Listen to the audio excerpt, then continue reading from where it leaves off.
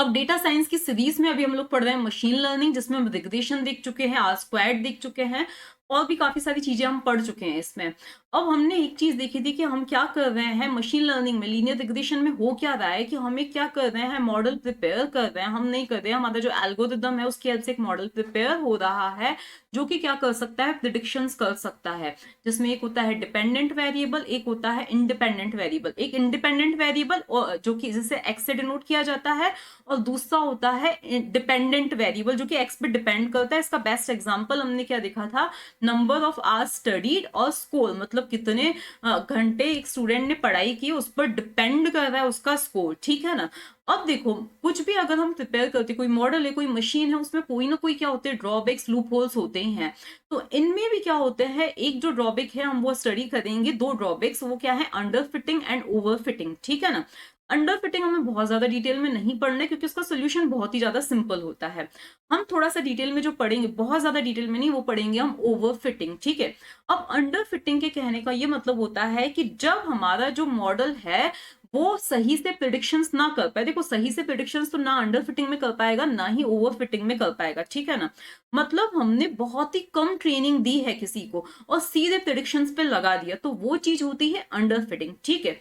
Over fitting का मतलब क्या होता है, जब हम कुछ बहुत ज्यादा किसी को ट्रेनिंग दे दें तो उस चीज में वो क्या है कि वो जनरलाइज नहीं कर पाता है, किसी भी प्रॉब्लम को जो है वो जनरलाइज नहीं कर पाता है।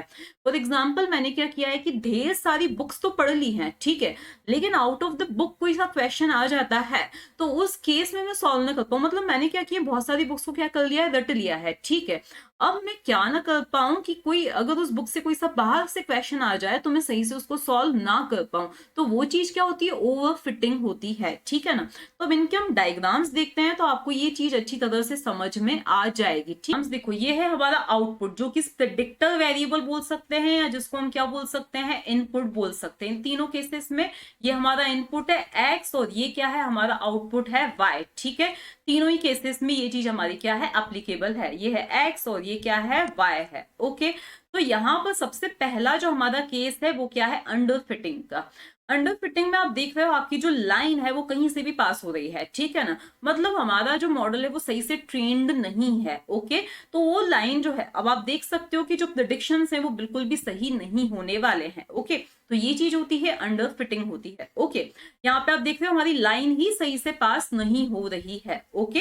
जैसे कि आपने किसी बच्चे को सम्स करवाया, मात्र 5 सम्स करवाया, अब अभी के अभी भी अगर आप इसका कोई सा और नया सम दे देते हो वो नहीं करके बताएगा तो एग्जाम तो बहुत ही दूर की बात है, ठीक है ना। मतलब वो अभी सीखा ही नहीं है कंसेप्ट को सही से। इसके बाद बात आ जाती है हमारी नॉर्मल। अब ये जो है कोई प्रॉब्लम नहीं है, ये है हमारी ऑप्टिमल लाइन है, जिसे हम बोल सकते हैं बेस्ट फिट लाइन है।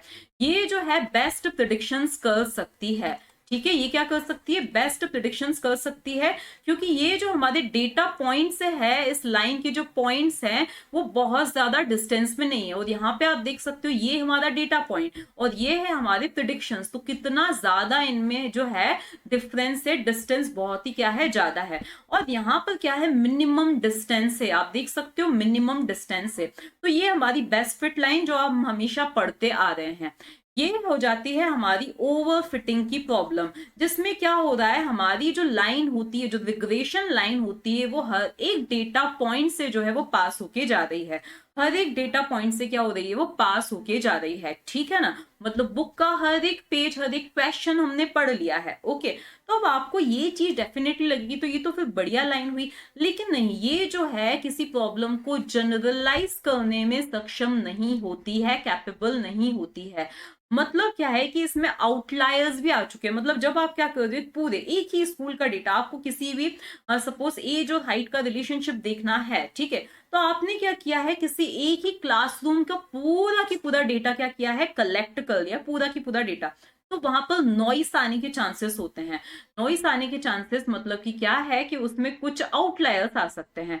हो सकता है कि एक स्टूडेंट ऐसा हो जिसकी एज तो क्या हो, कम हो, लेकिन हाइट नॉर्मल से बहुत ज्यादा हो। एक या दो स्टूडेंट्स ऐसे हो जिनकी एज तो सही है लेकिन हाइट जो है जो बढ़ नहीं पाते हैं, ऐसा कुछ हो। ऐसे बहुत सारी चीजें हो सकती है जहां पे आउटलायर्स जो है वो क्या करते हैं, अफेक्ट करते हैं, ठीक है। तो यहाँ पे क्या है, इसने देखो जैसे कि आपने पूरी की पूरी बुक तो पढ़ ली बट आप कंसेप्ट नहीं कैच कर पाए, तो वैसा ही यहाँ पे आ रहा है, आपने एक क्लासरूम की सारी डेटा को ले लिया लेकिन यहाँ पे आउटलायर्स ने क्या किया है, डेटा को अफेक्ट किया है, ठीक है। तो नॉइज की वजह, इन शॉर्ट आप क्या देख रहे हो कि ये वाली जो लाइन है, देखो हम कह सकते हैं कि ये क्या है, हमारा एक तरह से आउटलायर है, ठीक है। हो सकता है यहाँ पे हमारा कोई सा और आउटलायर हो, ठीक है। मतलब जैसे कि एक बच्चे ने बिल्कुल भी पढ़ाई नहीं की, ठीक है, लेकिन उसका स्कोर बहुत अच्छा आ गया।